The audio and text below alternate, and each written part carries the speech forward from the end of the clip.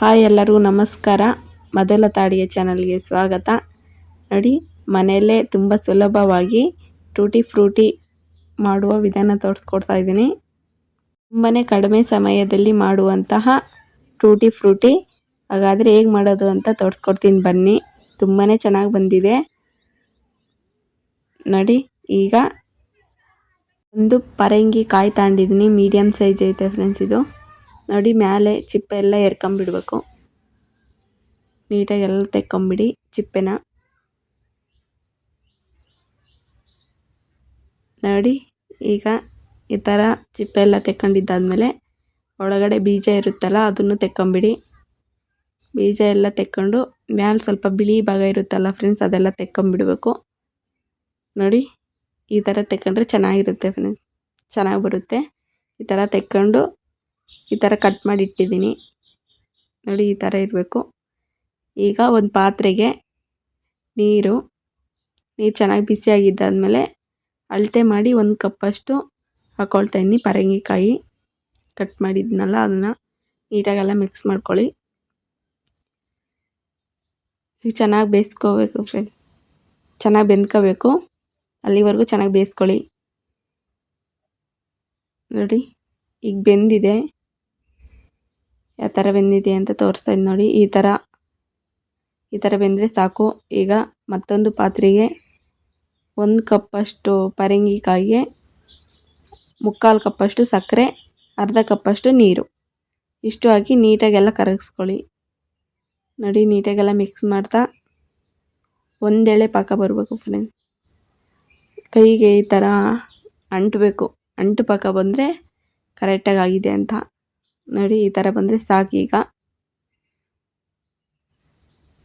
ನೀಟಾಗೆಲ್ಲ ಒಂದ್ಸಲಿ ಮಿಕ್ಸ್ ಮಾಡ್ಕೊಳ್ಳಿ. ಮಿಕ್ಸ್ ಮಾಡಿದ್ದಾದಮೇಲೆ ಪರಂಗಿಕಾಯಿ ಬೇಯಿಸಿಟ್ಟಿದ್ವಲ್ಲ ನೀರೆಲ್ಲ ನೀಟಾಗಿ ಸೋಸ್ಕೊಂಬಿಟ್ಟು ಹಾಕ್ಕೊಳ್ಳಿ.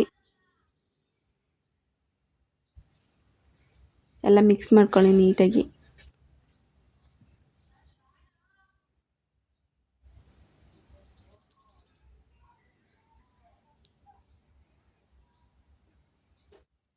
ನೀಟಾಗೆಲ್ಲ ಮಿಕ್ಸ್ ಮಾಡ್ತಾ ಬೇಯಿಸ್ಕೊಳ್ಳಿ. ನೋಡಿ, ಇಷ್ಟಿದೆ ಪಾಕ. ಇದೆಲ್ಲ ಡ್ರೈ ಆಗಬೇಕು, ಅಲ್ಲಿವರೆಗೂ ಚೆನ್ನಾಗಿ ಬೇಯಿಸ್ಕೋಬೇಕು ಫ್ರೆಂಡ್ಸ್.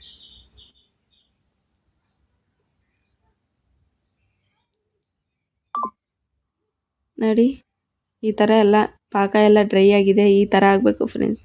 ಈ ಥರ ಆದರೆ ಚೆನ್ನಾಗಿರುತ್ತೆ. ಇಷ್ಟಾದರೆ ಸಾಕು. ಈಗ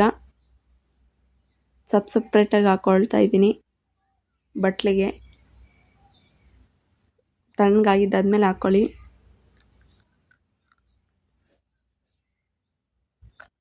ನಂತರ ನಿಮಗೆ ಫುಡ್ ಕಲರು ಯಾವ್ದು ಇಷ್ಟ ಆಗುತ್ತೋ ಅದು ಹಾಕ್ಕೊಳ್ಳಿ. ನಾನು ಬೀಟ್ರೂಟ್ ಕಲರ್ ಹಾಕ್ಕೊಳ್ತಾ ಇದ್ದೀನಿ. ಬೀಟ್ರೂಟು ಮಿಕ್ಸಿಗೆ ಹಾಕಿ ಜ್ಯೂಸ್ ತೆಕ್ಕೊಂಡು ಹಾಕ್ಕೊಳ್ತಾ ಇದ್ದೀನಿ. ನೀವು ಬೇಕಿದ್ರೆ ಹೀಗೆ ಮಾಡಿ, ಆರೋಗ್ಯಕ್ಕೂ ಒಳ್ಳೆಯದು ಬೀಟ್ರೂಟ್ ಜ್ಯೂಸು. ಕಲರ್ ಜಾಸ್ತಿ ಹಾಕೋದ್ರಿಂದ ಆರೋಗ್ಯಕ್ಕೆ ಒಳ್ಳೆಯದಲ್ಲ ಕಲರು. ಹಾಗಾಗಿ ನಾನು ಈ ಥರ ಮಾಡ್ತಾಯಿದ್ದೀನಿ. ಒಂದಕ್ಕೆ ಅಡಿಗೆ ಅರಿಶಿನ ನೀಟಾಗಿ ಮಿಕ್ಸ್ ಮಾಡಿ ಹಾಕ್ತಾಯಿದ್ದೀನಿ. ಎಲ್ಲ ನೀಟಾಗೆಲ್ಲ ಮಿಕ್ಸ್ ಮಾಡಿಕೊಂಡು ಒಲೆ ಮೇಲಿಟ್ಟು ಸ್ವಲ್ಪ ಡ್ರೈ ಮಾಡ್ಕೊಳ್ಳಿ ಫ್ರೆಂಡ್ಸ್. ಡ್ರೈ ಮಾಡೋದ್ರಿಂದ ಕಲರ್ ಚೆನ್ನಾಗಿ ಹಿಡಿಯುತ್ತೆ. ಮಾಮೂಲಿ ಕಲರ್ ಹಾಕ್ತಿರಲ್ಲ ಫುಡ್ ಕಲರ್, ಅದೇನು ಡ್ರೈ ಮಾಡ್ಕೋಬೇಡಿ. ನೋಡಿ, ನಾನು ಒಂದು ಮಾತ್ರ ಫುಡ್ ಕಲರ್ ಹಾಕ್ತಾಯಿದ್ದೀನಿ ಅಷ್ಟೇ. ಇದು ಕೇಸರಿ ಭಾತ್ಗೆ ಹಾಕ್ತಾರಲ್ಲ ಆ ಫುಡ್ ಕಲರ್ ಅಷ್ಟೇ. ಇನ್ನು ಮಿಕ್ಕಿದ್ದೆಲ್ಲ ಮಾಮೂಲಿ ಬೀಟ್ರೂಟ್ ಕಲರು, ಇನ್ನೊಂದಕ್ಕೆ ಅರಿಶಿನ, ಇನ್ನೊಂದಕ್ಕೆ ಮಾತ್ರ ಕಲರ್ ಹಾಕಿದ್ದೀನಿ ಅಷ್ಟೇ. ಗ್ಯಾಸ್ ಮೇಲೆ ಇಟ್ಟು ಬಿಸಿ ಮಾಡ್ಕೊಂಡ್ರೆ ಚೆನ್ನಾಗಿರುತ್ತೆ ಫ್ರೆಂಡ್ಸ್.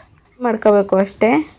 ಬೀಟ್ರೂಟೇ ಆಗಿರ್ಬೋದು, ಅರಿಶಿನ ಆಗಿರ್ಬೋದು, ಡ್ರೈ ಮಾಡ್ಕೊಳ್ಳಿ, ಚೆನ್ನಾಗಿ ಕಲರ್ ಹಿಡಿಯುತ್ತೆ. ಎಲ್ಲ ಮಿಕ್ಸ್ ಮಾಡಿದ್ದಾದಮೇಲೆ ಒಂದು ಅರ್ಧ ಗಂಟೆ ಬಿಡಿ ಫ್ರೆಂಡ್ಸ್. ಒಂದು ಅರ್ಧ ಗಂಟೆ ಬಿಟ್ಟಿದ್ದಾದಮೇಲೆ ಬಿಸಿಲಲ್ಲಿ ಒಣಗಿಸಿ. ನೋಡಿ ಯಾವ ಥರ ಒಣಗಿದೆ ಅಂತ. ಇವಾಗ ಬಿಸಿಲು ರಣ ಅಂತ ಇದೆ, ಬೇಗ ಒಣಗುತ್ತೆ.